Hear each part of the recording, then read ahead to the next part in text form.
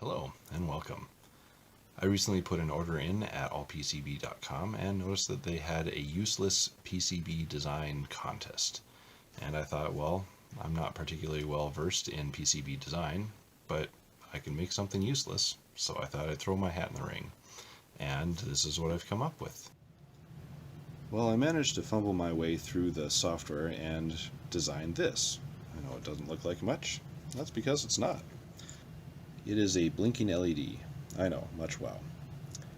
But this, combined with many others just like it, I think it could be a pretty cool project. The idea is it would be a scale in a piece of scale mail.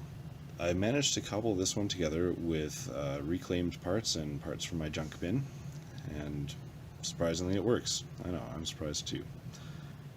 You know when you're driving down the road at night and there's a bit of construction and they have those barricades with the orange blinky light on top, but they're never in sync? Well, that's kind of what this would be. The blinky light would give it kind of a force fieldy effect if you had 30 or 100 of these and they're all blinking at different times. Then I think it would give it a rather cool effect. Not all of the LEDs would blink at the same time because not all of these parts are perfect. You would use all surface mount components on here so that it would be as thin as possible. This is the prototype, so I will label positive and negative for the LED as well as the capacitor because those matter. The 22K resistor gives it a decent blink rate, but this can be changed if you want a slower or faster blink rate.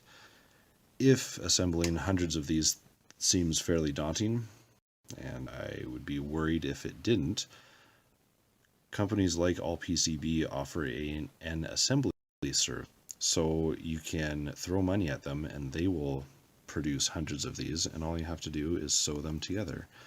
And you could sew it together with conductive thread. I would recommend coating all of the smart bits with 5-minute epoxy or super glue, even hot glue, just to give it some resistance from getting banged around.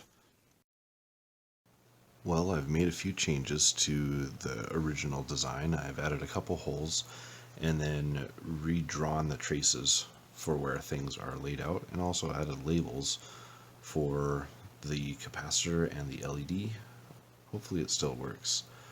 I will do a sample order, populate it with the proper components, and if that works, then eventually I will create a whole armor piece and get a video up showing what that's like. Well, thanks for watching. God bless.